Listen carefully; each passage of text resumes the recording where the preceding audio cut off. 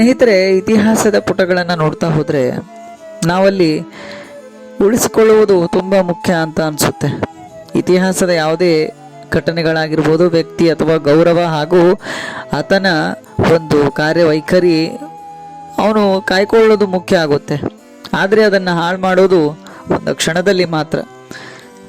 ಈ ಕ್ಷಣದಲ್ಲಿ ಹಾಳು ಮಾಡುವಂತಹ ನಾಶ ಅದು ನಾಶವಾಗಿರೋದಿಲ್ಲ. ಒಂದು ರೀತಿ ಇತಿಹಾಸ ನಿರ್ಮಿಸುವುದೇ ಒಂದು ದೊಡ್ಡ ಕಷ್ಟ.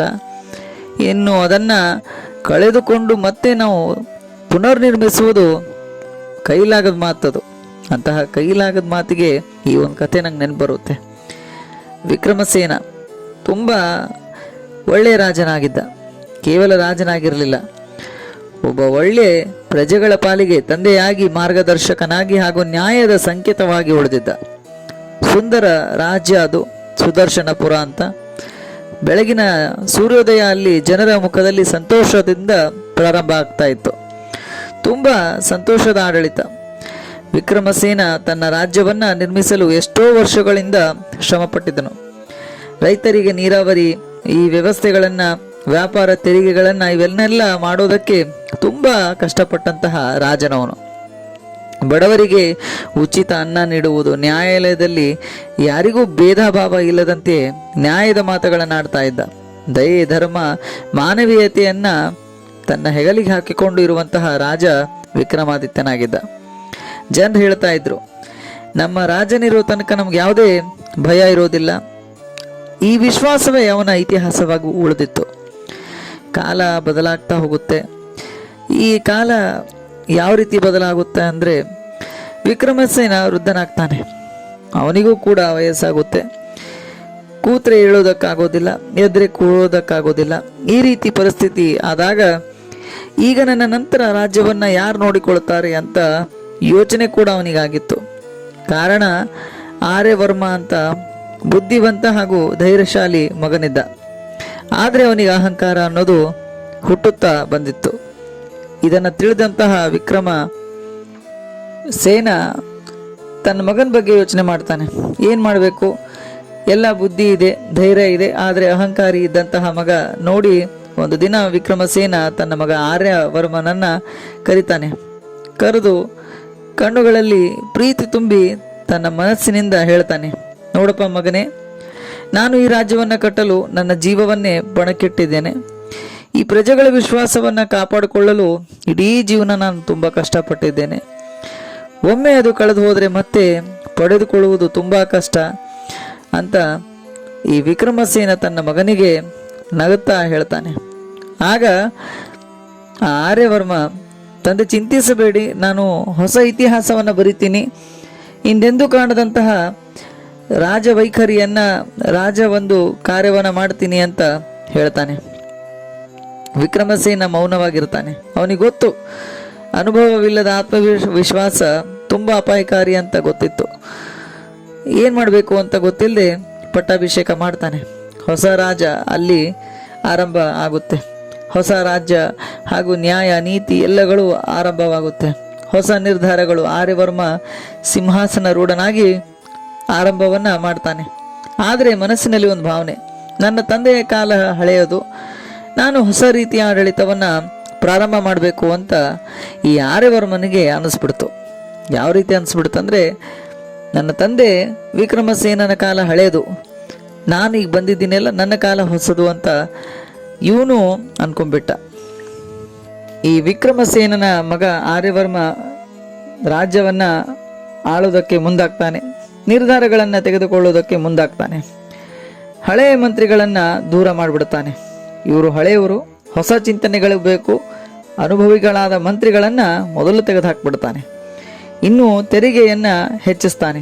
ರಾಜ್ಯದ ಸಂಪತ್ತನ್ನು ಹೆಚ್ಚಿಸಲು ಅಲ್ಲಿರುವಂತಹ ರಾಜ್ಯದ ಜನರ ತೆರಿಗೆಗಳನ್ನು ಹೆಚ್ಚು ಮಾಡ್ತಾನೆ.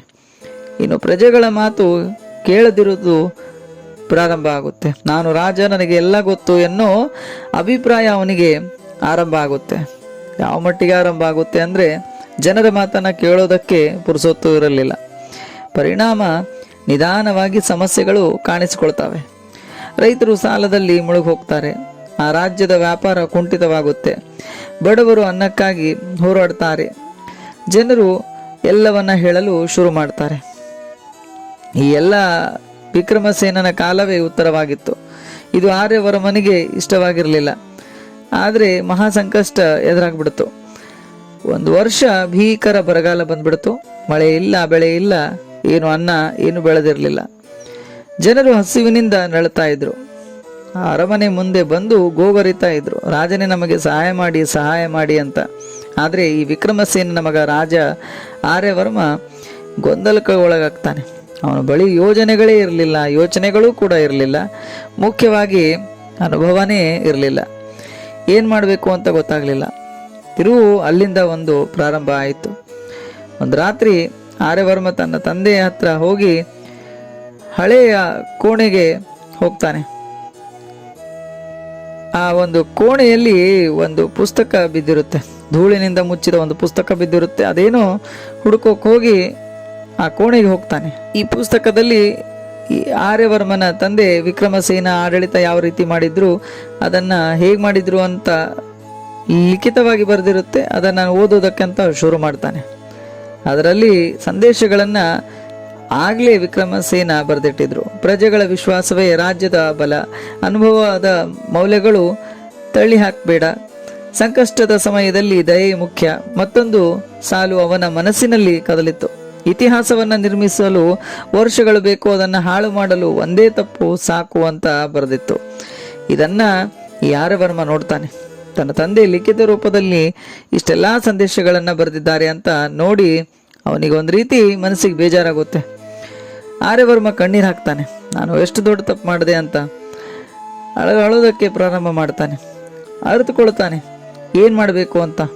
ತನ್ನ ತಂದೆ ವಿಕ್ರಮಸೇನ ಕಟ್ಟಿದ ಇತಿಹಾಸವನ್ನು ನಾನು ಹಾಳು ಮಾಡಿದೆ ಅಂತ ಅವನಿಗೆ ಒಂದು ರೀತಿಯ ಬೇಜಾರಾಗುತ್ತೆ.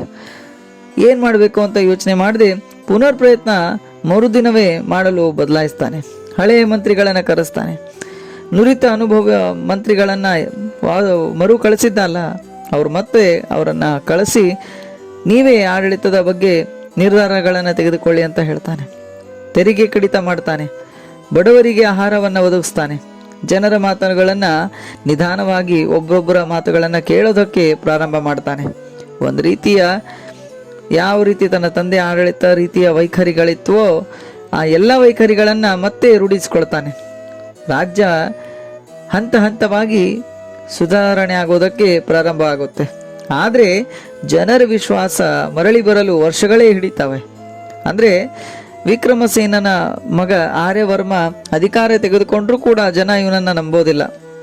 ಎಷ್ಟೋ ವರ್ಷಗಳ ನಂತರ ನಂಬ್ತಾರೆ. ಕೆಲವರು ಇನ್ನೂ ಹೇಳ್ತಿರ್ತಾರೆ ಮತ್ತೆ ಹಾಗೆ ಆದರೆ ಏನು ಮಾಡಬೇಕು ಅಂತ ಯೋಚನೆ ಕೂಡ ಮಾತಾಡ್ತಾರೆ. ಈ ಕಥೆ ನಮಗೆ ತಿಳಿಸೋ ಸಂದೇಶ ಒಂದೇ. ನಾವು ಜೀವನದಲ್ಲಿ ಕಟ್ಟುವ ಸಂಬಂಧಗಳು, ವಿಶ್ವಾಸ, ಹೆಸರು ಇವೆಲ್ಲವೂ ನಮ್ಮ ಇತಿಹಾಸ. ಒಂದು ತಪ್ಪು ನಿರ್ಧಾರ, ಒಂದು ಅಹಂಕಾರ, ಒಂದು ನಿರ್ಲಕ್ಷ್ಯ ಇವು ಎಲ್ಲವನ್ನ ಹಾಳು ಮಾಡಬಹುದು. ಮತ್ತೆ ಅದನ್ನು ಹಿಂದಿನಂತೆ ಕಟ್ಟಲು ಸಾಧ್ಯವಿದ್ದರೂ ಅದರಲ್ಲಿ ವಿಶ್ವಾಸ ಮತ್ತು ಮೌಲ್ಯಗಳು ಸಂಪೂರ್ಣವಾಗಿ ಮರಳಿ ಪಡೆಯುವುದು ಬಹಳ ಕಷ್ಟವಾಗುತ್ತೆ. ಕಟ್ಟುವುದು ವರ್ಷಗಳು, ಇನ್ನು ಕಳೆದುಕೊಳ್ಳುವುದಕ್ಕೆ ಕ್ಷಣಗಳು ಮಾತ್ರ ಸಾಕು. ಪುನರ್ನಿರ್ಮಾಣ ಜೀವನವೇ ಬೇಕು ಅಂತ ಅನಿಸುತ್ತೆ. ನಾವು ಸಾಧಿಸುವುದನ್ನು ಕಾಪಾಡಿಕೊಳ್ಳುವುದೇ ಒಂದು ನಮ್ಮ ಮೊದಲ ಕರ್ತವ್ಯವಾಗಿರಬೇಕು. ಇತಿಹಾಸವನ್ನು ಪುನರ್ನಿರ್ಮಿಸುವುದು ಸುಲಭವಲ್ಲ. ನಾನು ಮೊದಲಿನಂತೆ ಎಲ್ಲವನ್ನ ಮಾಡ್ತೇನೆ ಅಂತ ಅನ್ನೋದು ಕೂಡ ಸುಲಭದ ಮಾತಲ್ಲ ಅಂತ ಹೇಳ್ತಾ ಈ ವಿಡಿಯೋಕ್ಕೆ ನಾನು ತೆರೆಯನ್ನು ಹೇಳ್ತೀನಿ. ಮುಂದಿನ ವಿಡಿಯೋದಲ್ಲಿ ಮತ್ತೆ ಸಿಗೋಣ ಅಂತ ಹೇಳ್ತಾ ಧನ್ಯವಾದಗಳು.